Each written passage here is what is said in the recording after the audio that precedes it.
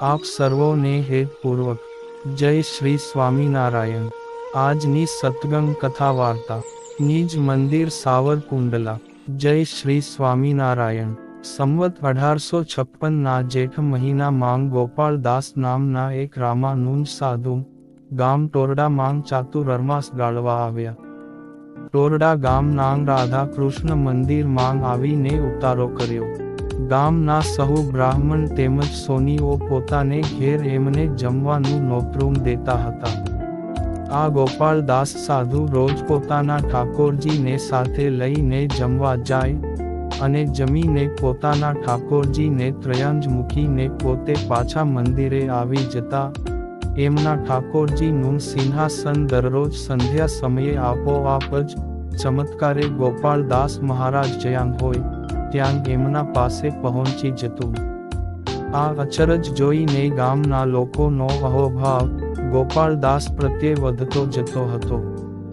દરરોજની જેમ એક દિવસ મોતીરામ ભટ્ટ સદ્ગુરુ ગોપાળાનંદ સ્વામીના પિતાજી ને જમાડવાનો વારો આવ્યો એટલે એમને પણ નોતરું દીધું એટલે ગોપાળદાસ સાધુ એમના ઠાકોરજી લઈને જમવા પધાર્યા।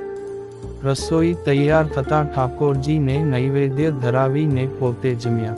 પછી રોંઢો ઢળતા જ્યારે ગોપાળદાસ સાધુ રાધા કૃષ્ણ મંદિરે જવા ચાલ્યા ત્યારે જીવી માએ કહ્યું જે આપના ઠાકોરજી તો ભૂલી ગયા માટે સાથે લઈને ચાલો।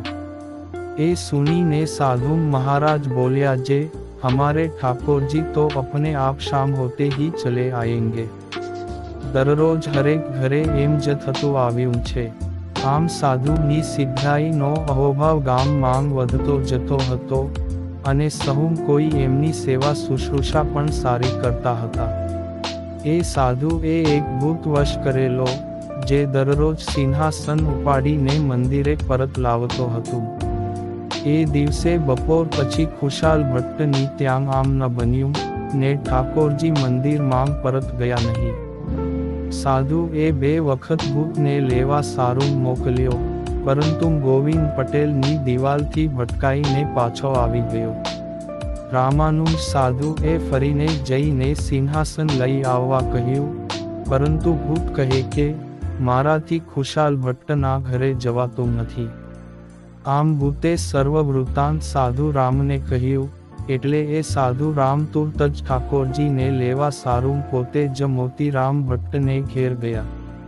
આ ગોપાળદાસ સાધુ જેવા મોતીરામ ભટ્ટના ઘરે સિંહાસન લેવાંગ વાંકા વળ્યા ને સિંહાસનને હજુ તો અડ્યા ત્યાં તો પોતે જમીન અને સિંહાસન સાથે ચોંટી ગયા। પોતે જડવત થયા થકા એમ નમ પુતળાની માફક થઈ ગયા। છૂટવા સારું ઘણા પ્રયત્ન કર્યા પરંતુ જાણે પથ્થરની જેમ થઈ ગયા। આ અચરજ જોઈને ગામજનો સહુ કોઈ ભેળા થઈ ગયા। એ વખતે ખુશાલ ભટ્ટ તો ઓરડા માંગ છોકરાઓને અભ્યાસ કરાવતા હતા।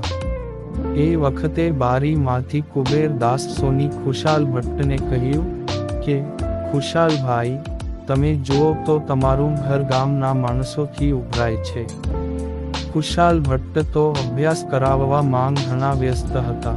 તેને કશી ખબર નહોતી। તે પૂછવા લાગ્યા કે કુબેર શું થયું? ત્યારે એમણે વિગતે વાત્ય કરી। ખુશાલ ભટ્ટ હસતા હસતા બોલ્યા કે આજ તો ઠાકોરજી ખૂબ જમ્યા છે। તે સાધુ મહારાજ ઉપર રિસાયા હશે તો તેઓ એમને મનાવતા હશે।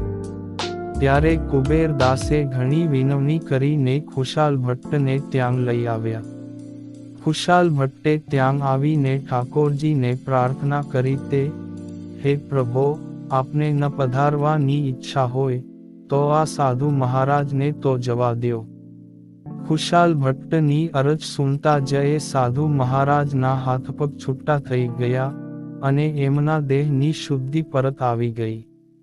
એ સાધુ મહારાજ તો છૂટા થતા તુરત જ ખુશાલ ભટ્ટને નમન કરીને અહોભાવથી જોતા જોતા મંદિરે જતો રહ્યો।